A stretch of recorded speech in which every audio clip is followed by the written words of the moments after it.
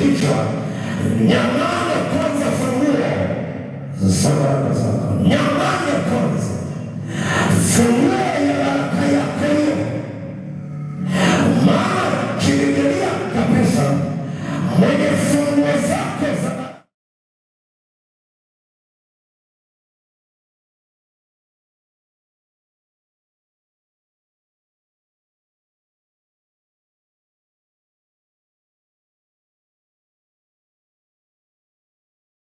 unayofungua.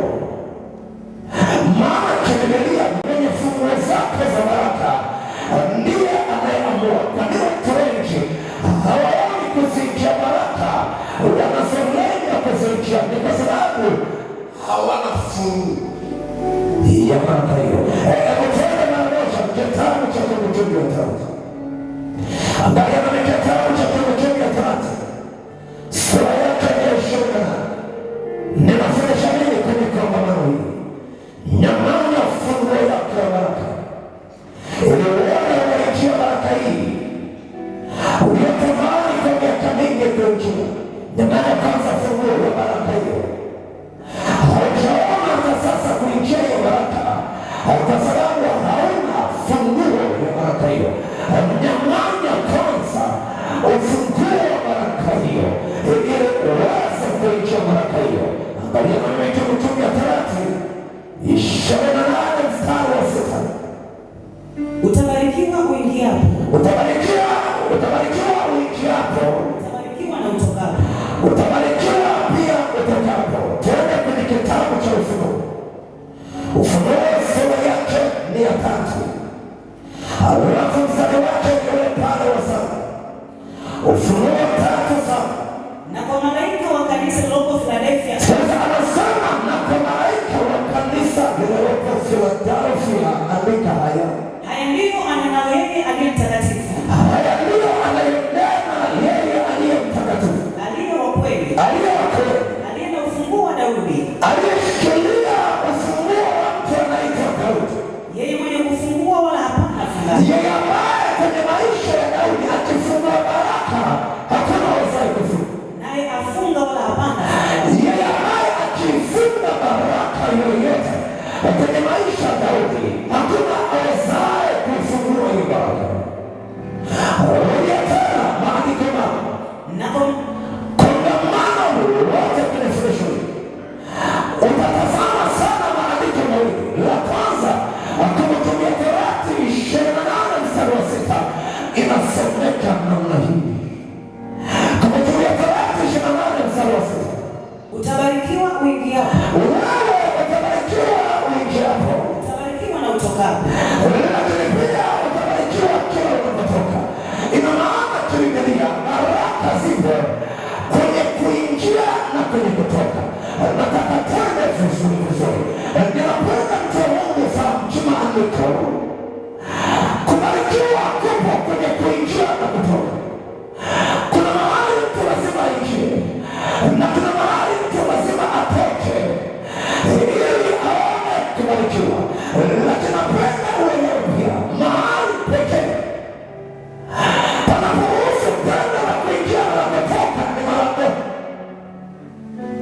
Andika tone pamoja. Biblia inapozungumza utabarikiwa uingiapo na utabarikiwa utokapo. Ninapenda uelewe mahali pa pekee panaporuhusu kuingia au kutoka ni mara moja peke yake. Ninaongea na wewe sasa hivi ukiwa ndani ya ukumbi wa kanisa hili, lakini wameingia kwenye kanisa hili kupitia malangoni. Ni kwa sababu mlango ulikuwa wazi na ndio maana umeweza kuingia. Na dakika chache utatoka na utakuwa nje ya kanisa hili, lakini mahali unapoanza kupita ni malangoni. Hivyo Biblia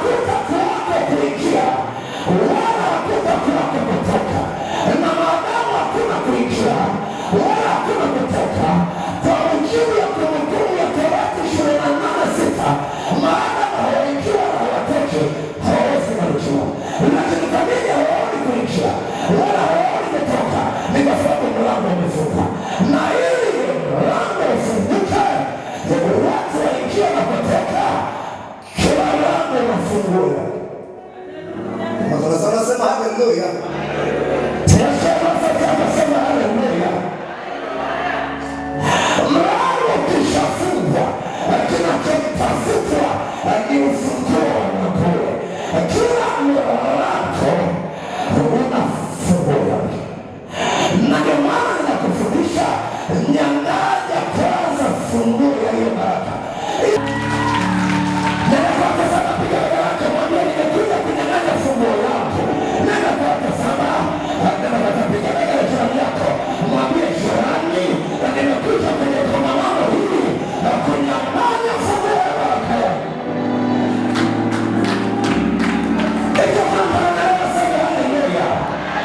Asubuhi natengeneza utangulizi, tunakimbia mchana wa leo. Nataka tu uone picha hii. Yoyote anayetoa maisha yako ni yule mwenye funguo yako. Sema haleluya. Wakristo wanaomba bishop, lakini hawana funguo hizo baraka zao. Na nataka uelewe, Biblia inasema utabarikiwa uingiapo, utabarikiwa utokapo. Mahali panaporuhusu kuingia na kutoka ili watu wabarikiwe ni mlangoni, lakini kila mlango una funguo yake. Funguo yako iko na nani? Yoyote anashika funguo yako ananyang'anya maisha ya Yesu leo. Nyang'anya maisha ya Yesu leo. Achia watu wa Nazareti. Pia nataka kama wewe uelewe, ninaanza kuelewa.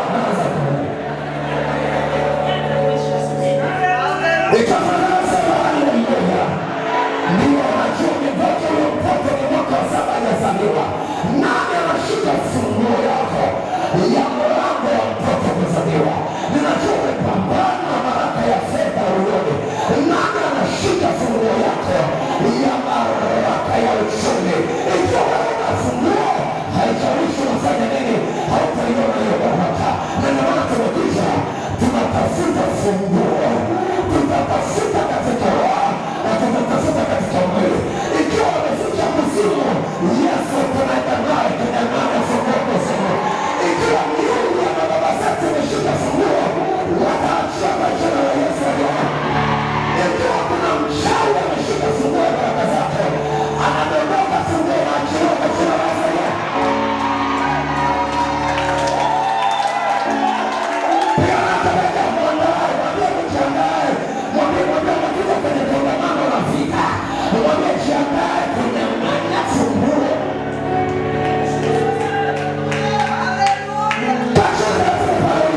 Nyang'anya kwanza funguo zako za baraka. Ninajua unapambana kuhusu baraka, ninajua unapambana kuhusu upenyo, lakini Biblia inasema utabarikiwa uingiapo na utokapo. Hebu nisaidie kiburi sauti yangu imekuwa mbaya, mwambie jirani yako utabarikiwa uingiapo na utokapo. Lakini nakuambia Biblia inapozungumzia kuingia na kutoka, inazungumzia mlango. Maana ni mlangoni peke yake bishop ndio panaporuhusu kuingia na kutoka. Na kila baraka unayobeba Mungu ina mlango. Unaelewa? Sema haleluya. Na hiyo baraka yafikia maisha yako, hiyo baraka unayobeba Mungu yafikia maisha yako, kuna mlango itapita. Kama unaelewa sema haleluya. Ili uje kwenye maisha. Hata kama kuna mlango utapita ili yafikia maisha yako, mlango wako unaharibika. Haujaiona baraka hiyo mpaka leo, kwa sababu mlango wako wa baraka hiyo umefungwa. Na kama mlango wako umefunga, unaona miaka inaenda baraka ionekane. Tunafunguaje mlango? Kila mlango unafungwa. Ndio swali linakuja, hiyo funguo iko wapi? Mwambie nako funguo iko wapi? Maana wewe unajua na hiyo funguo mpaka leo ulikuwa umeingia hiyo baraka. Una funguo, ndio maana utaingia baraka. Maandiko yanasema kwenye kitabu cha Isaya 61. Angalia kitabu cha Isaya. Isaya sura yake ni 60, alafu mstari wake ni 11. Isaya 61, neno la Mungu linasomeka hivi: malango yako nayo itakuwa wazi daima.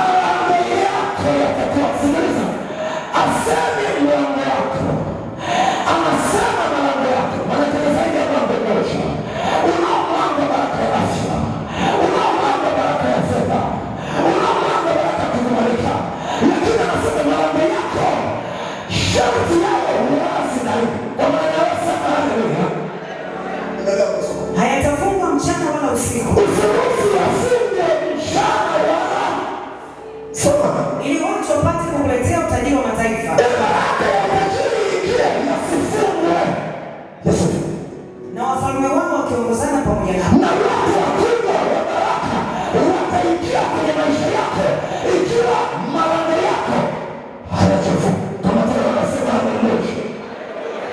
Sasa ikiwa mlango umefungwa, manake hakuna kinachoingia na kinachotoka.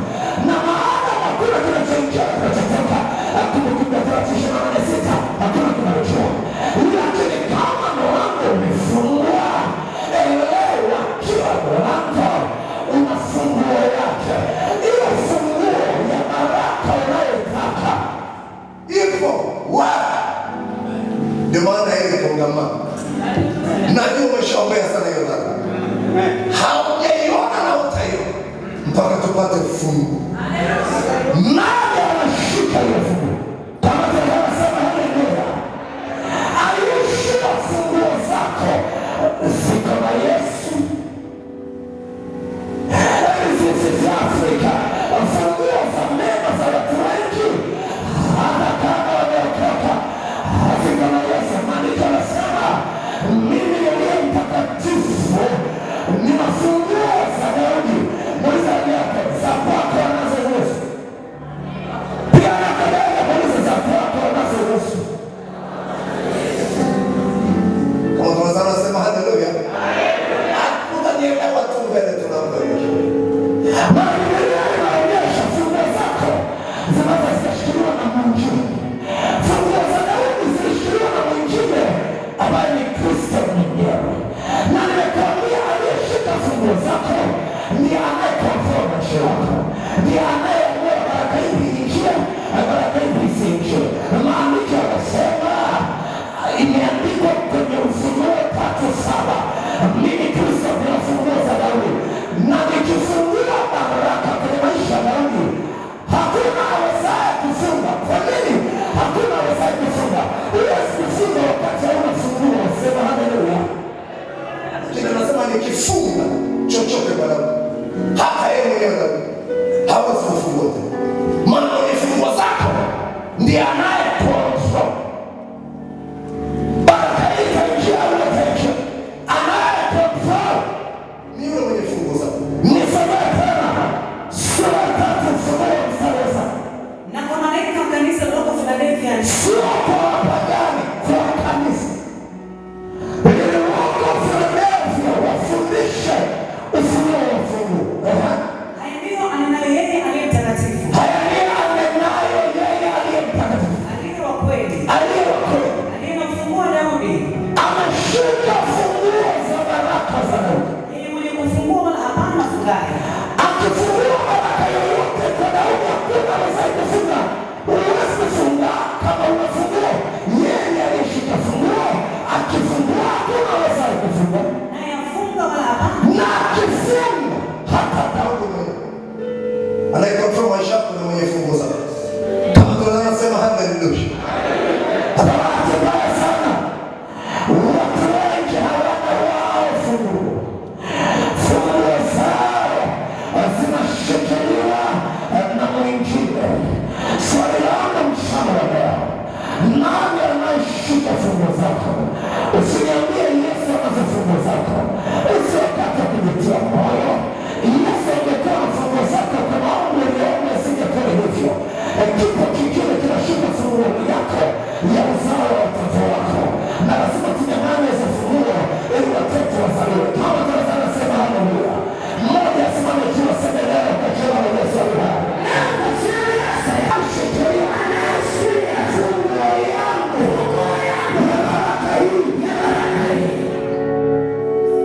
Baraka hii imezuilika mpaka sasa. Tunanyang'anya funguo yake. Na tukimaliza kwamba nawe utaipata hiyo baraka. Maana sasa unayofungua kwa jina la Yesu aliye hai. Unataka kusema leo kwa jina la Yesu aliye hai.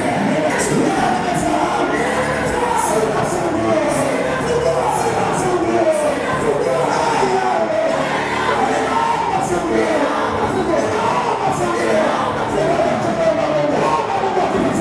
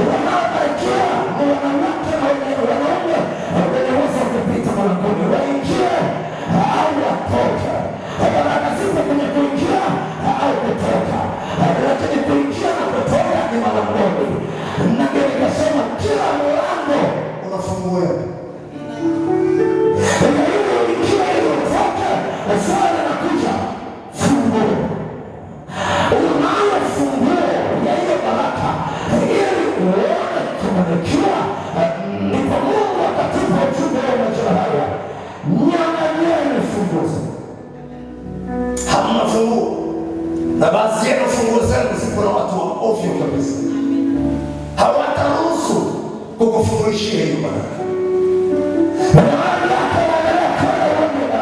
Ni lazima tufanikiwe kuzitoa funguo zetu kwenye mikono ya ovyo. Tenda haraka kipengele cha pili, kweli ile kuhusiana na baraka zako. Kweli ile kuhusiana na baraka zako. Tuangalie kiundani kwa hizo. Usisahau tumekuja kwenye mafungu. Usikate tamaa, usichoke. Ninachoka raha uliyoipa ili uingie penye, ili uingie ushindi huo. Na mpaka sasa unaiona hiyo baraka. Usichoke wala usikate tamaa. Maana sana watu Mungu anaangamiza kwa kukosa maarifa. Na najua haya Mungu anakuletea maarifa pamoja na bidii zote. Hayo mafunguo ikiwa anasema haleluya. Takuonyesha wakati mwingine Mungu akipenda kwa habari ya Petro. Maandiko yanasema Petro alikuwa akifanya kazi ya uvuvi. Alitegemea kufanya yote kwenye maisha yake kwa ajili ya kazi ya uvuvi ambayo amekuwa akifanya maisha yote. Na Petro hakuweza kubadilisha maisha yake. Unaposoma injili za Yesu zinasema siku moja aliamka Petro usiku kucha wiki nzima na hakupata chochote. Alibaki boti yake na akawa anaosha nyavu zake. Yesu akamwambia Petro, ninaweza kutumia chombo chako kuhubiri? Petro akamwambia tumia, yeye akaendelea kuosha nyavu zake. Maandiko yanasema Yesu alipomaliza kuhubiri alimwambia Petro, twende sasa tuweke nyavu uvue samaki. Haya ndio majibu ya Petro kwa Yesu. Nimefanya kazi ya kuchosha mauti, nimechoka na kukata tamaa, na ndio maana ninaosha nyavu. Maandiko yanasema Petro alimwambia Yesu, lakini kwa neno lako sema haleluya, kwa sababu majira haya ninaenda na wewe. Hebu ngoja niende na wewe. Na maandiko yanasema aliposhusha nyavu zake alivua samaki mpaka alikosa mahali pa kuweka. Tunafika sura 16, Yesu anamwambia Petro na maneno haya, nitakukabidhi sasa funguo za baraka za ufalme wa Mungu. Wakati ule ulikuwa na funguo, mimi nilikuwa na funguo. Ndio maana ulifanya kazi vitu havitokee. Na sasa nitakukabidhi funguo. Kama tunafika nasema haleluya. Simama tunaenda kwa watu watano kwenye baraka mwambie tutanyang'anya tu funguo. Nenda hajasikia ule mjini mwambie tumekuja kunyang'anya funguo zote za ndani. Tuangalia kweli ile kuhusiana na baraka zako. Tuchime kiundani zile kweli ile. Alafu tumalize kipindi cha asubuhi ambacho ni upanguzi. Tukutane sasa jioni ili uanze kuzifahamu mpaka hizo funguo ni kitu gani. Ninaposema funguo ni nini na kwa nini inaweza ikashikiliwa na mwingine na akatumia kukuotea maisha yako. Tumalize kabisa kipengele ni kichu ndani kweli ile kuhusiana na funguo zako za Bwana. Kweli ile kuhusiana na baraka zako. Kweli ya kwanza, wakati wote unapofikiri kubarikiwa usiwe unasahau hiki hapa. Kila baraka yako unayotafuta ina mlango wake wa kupitia. Kuna mahali ya baraka itapitia. Kila baraka unayotaka kuwa nayo usisahau kweli huu. Kwa namna za rohoni na namna za mwilini, hiyo baraka ina mlango. Ikiwa kuna mtu anawasikiliza aseme haleluya. Kila baraka unayotaka kuiona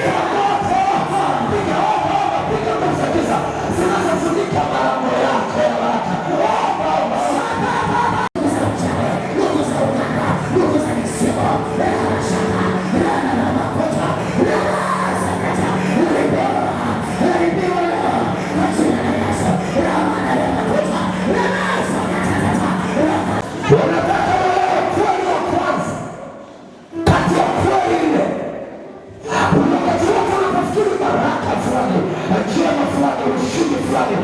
Elewa kwamba kila baraka yako ina mlango wake.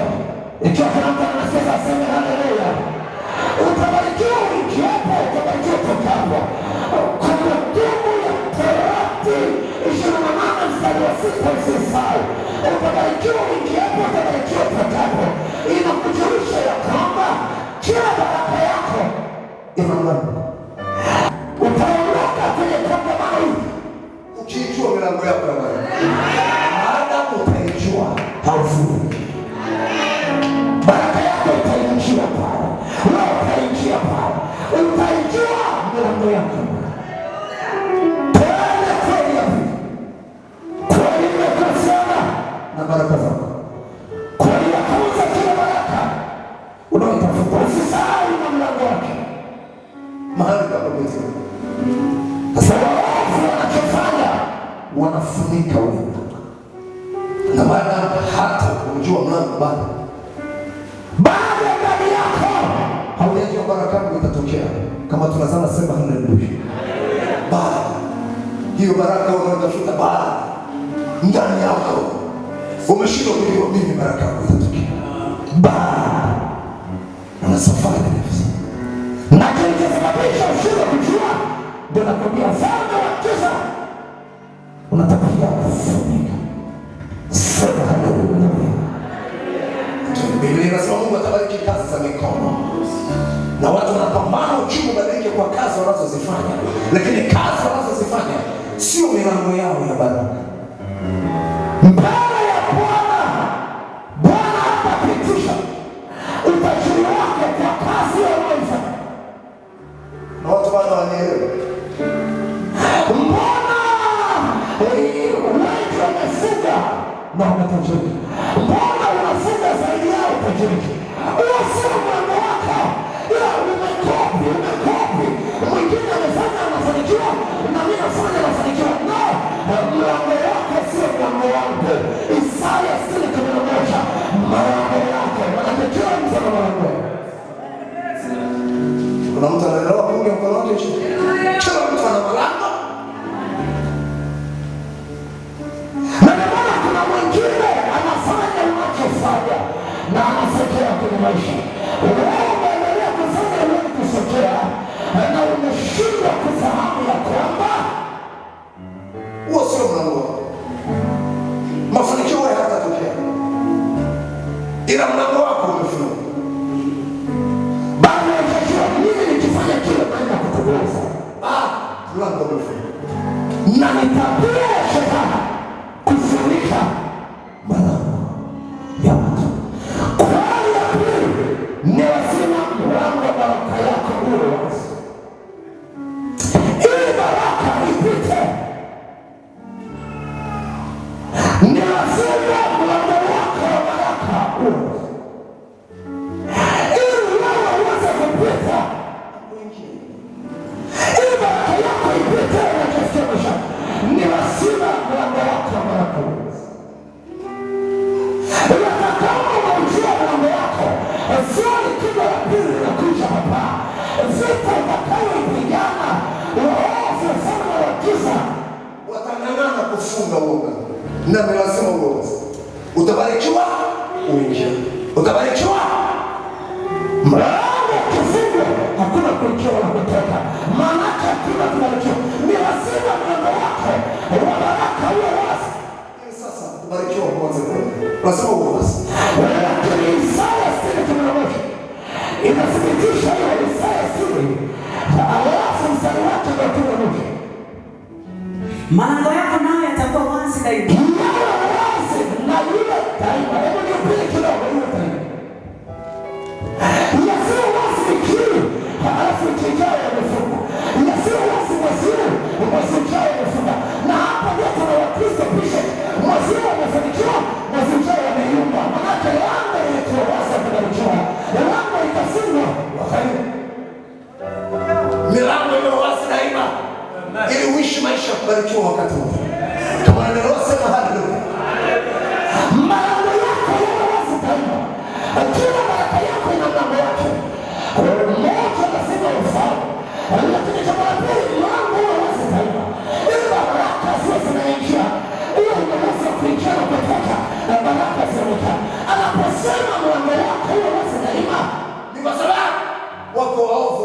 kufunga malango yako kuliko unavyoweza. Na wakifunga hamna kubaki. Soma tena Estiri 11. Malango yako nayo yatakuwa wazi daima. Malango yako nayo yatakuwa wazi daima. Yatafungwa mchana wala usiku. Usiruhusu yafungwe, na anakuambia hiyo yanafunga mchana au usiku, ili watu wapate kukuletea utajiri wa mataifa. Na ukifanikiwa hiyo wazi daima. Baraka ya utajiri haitakoma kwako. Lango liko wazi. Kama unaelewa sema haleluya. Baraka itakuwa anasema pale chini na wafalme, watu wakubwa. Utakuwa na mahusiano na watu wakubwa. Na baraka zako moja kila baraka unaotafuta na mlango wake. Lakini kweli ya pili ni lazima mlango wake wa baraka hiyo uwe wazi. Maana tabarikiwa wiki kuna utokapo. Ikiwa mlango imefunga hutaweza kuingia wala kutoka. Lakini Isaya 60:11 inakuonyesha milango yake baraka huwa inafungwa. Kama unasikia sema haleluya. Na anasema milango hiyo inafungwa usiku, inafungwa mchana. Na maana milango imefungwa, hakuna kuingia, hakuna kutoka. Maana yake hakuna kubarikiwa. Maana tabarikiwa wiki hakuna kutoka. Lango limefungwa, hakuna kuingia wala wanachakula kuingia. Ndipo nikakwambia wapo wanaotafuta bila kuchoka kuyafunga malango yako. Ukishindwa kupeleka vita kwa wafunga malango, sahau habari ya kuingia. Ni lazima uwadhibiti wafunga malango. Kama tunasema sema haleluya. Kweli ya tatu, kila mlango wako wa baraka una funguo yake inayotumika kufungua au kufunga. Ile Mungu anasema usiruhusu mlango wako ufungwe mchana wala usiku.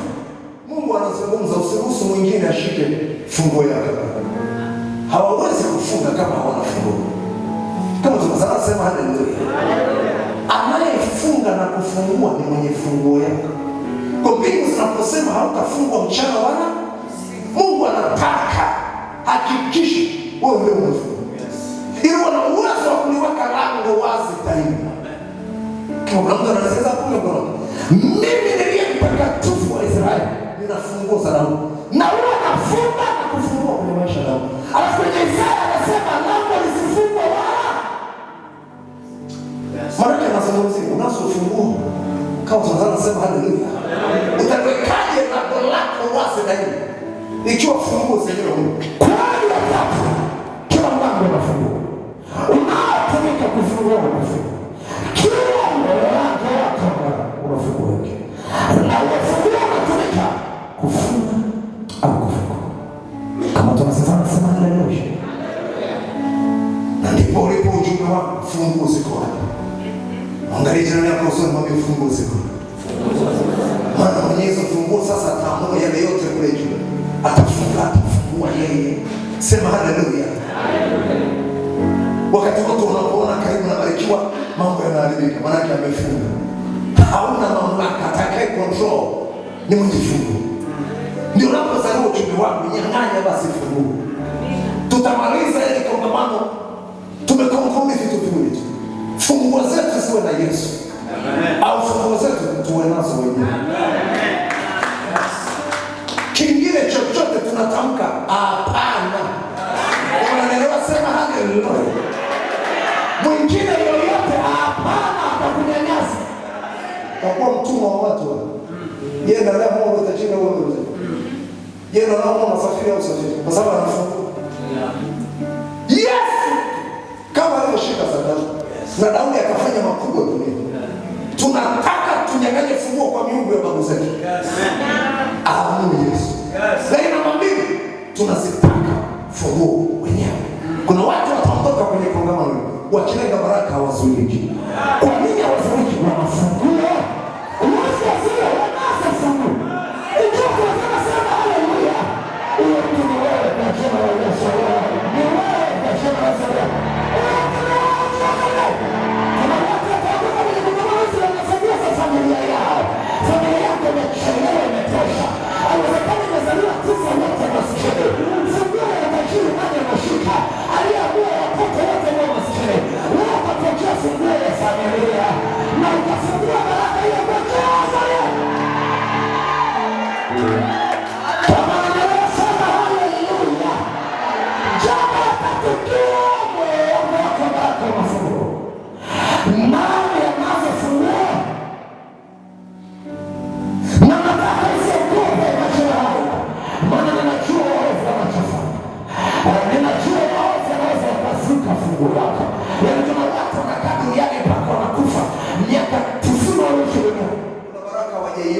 na walifight kuipata. Inawezekana funguo zao zilizikwa, huwezi kuipata tena bila maarifa. Kama naelewa sema haleluya. Funguo zao ziko na watu wengine, ziko na miungu mingine, na ndio maana hiyo kweli ya tatu inazaa fundisho la kunyang'anya funguo. Iko wapi? Unaangalia moja 13 na 14, je, hawa wote sio wale waliotumwa na Bwana kuwasaidia waliorisi wokovu? Malaika watatafuta funguo yao. Malaika watatafuta funguo zao. Popote wameficha funguo, popote wameficha funguo, popote wameficha funguo, malaika wakaleteza kwa jina la Yesu. Malaika wakaleteza kwa jina la Yesu. Kila waofu watafanya ni kuifutilia mbali funguo yako. Wataizika, wataikabidhi kwa miungu ya kishetani, wataiharibu. Maana kila lango lina funguo. Na kweli ya nne na mwisho, kweli ya nne na mwisho, anayeamua ikiwa mlango wako utakuwa wazi ili upitishe nani, au utafunga ili baraka isipite, ni yule mwenye funguo. Ni yule anayeshikilia funguo. Ufunuo 3:7, mimi Yesu ninashika funguo ya nawe. Wanaamua kufungua au kufunga, na anachofanya nani? Kwa kuwa funguo yake ninayo mimi. Anayeamua hiyo baraka ambayo mpaka leo unamlilia Mungu kuwa nayo. Nitamani unayo miaka 10 iliyopita, hauna hiyo baraka kwa kuwa huna funguo.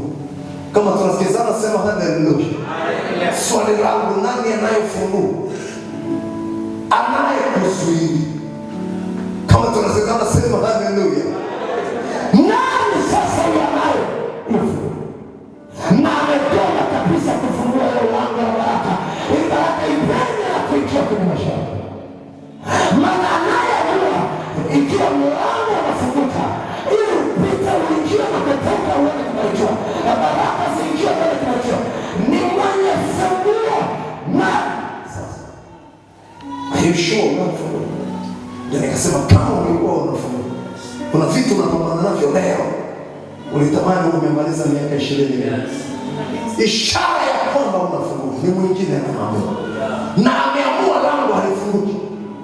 Ndio maana mpaka sasa tumekuja Mungu akiwa katikati yetu. Anasema walipo wawili au watatu niko katikati yao. Kristo yuko katikati yetu. Anaenda kusema kunyang'anya funguo ya mauti. Leo popote funguo zako ziliko, atanyang'anya kwa jina la Yesu. Maandiko yanaonyesha, nitakuonyesha tunakoelekea. Alipokufa alishuka kuzimu, na aliposhuka kuzimu alimwambia Shetani, leta funguo ya mauti, hautawaua unavyotaka. Leta funguo. Sema haleluya. Bwana sisi hapa atatusaidia kunyang'anya. Funika Biblia kwa sababu macho tuombe sasa.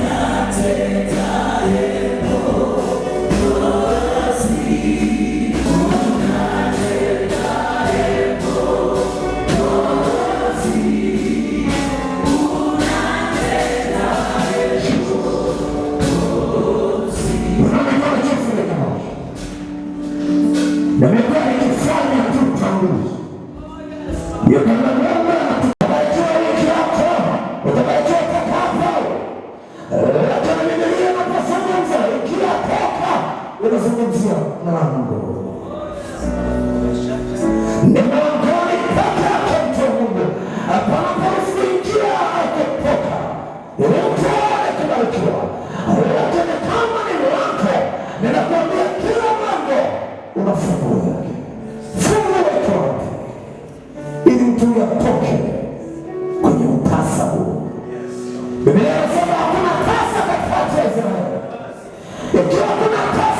Inawezekanaje ndani ya kanisa wako mama wana watoto?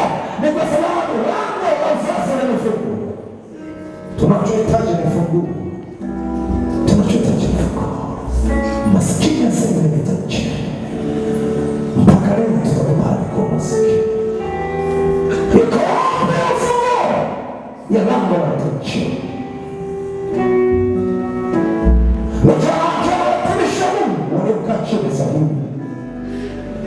Wanatamani mpenya kwenye huduma zao.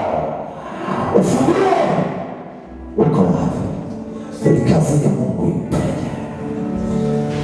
Ufunguo uko wapi? Tuna siku 5 mfululizo. Mungu anaweza kunyang'anya ufunguo. Na hilo lango likafunguka. Kuingia baraka kukatokea. Na mikono tumetusha mbele ya Jehova. Neno lako linasema watu wako wanaangamizwa. Wamekosa maarifa. Nilikosa maarifa. Ndio maana niliangamia. Leo umenipa maarifa. Ni lazima niwe na funguo. Ninyang'anye funguo yangu. Kokote inashikiliwa. Ili niweze kuingia. Nifungue lango. Niingie baraka. Asante kwa maarifa. Asante kwa maarifa. Unapigana cha sema cha mshukuru Mungu kwa maarifa.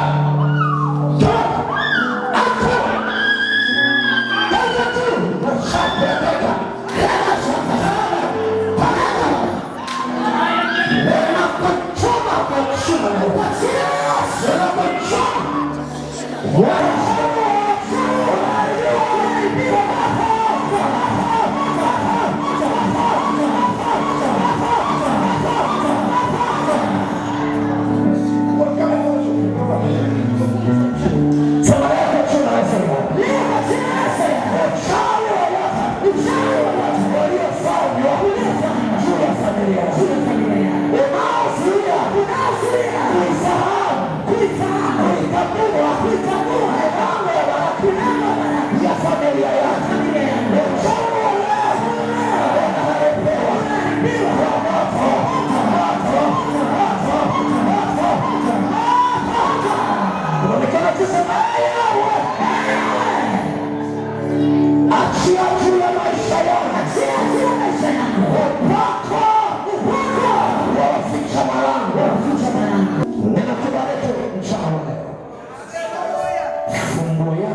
baraka hiyo.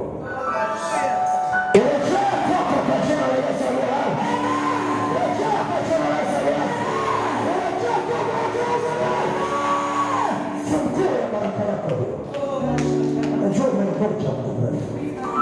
Umefanya yote unaiona baraka hii. Ni kwa kuwa funguo uko nayo. Ninakubariki kwa neno lenye mamlaka. Sasa funguo ya baraka yako hiyo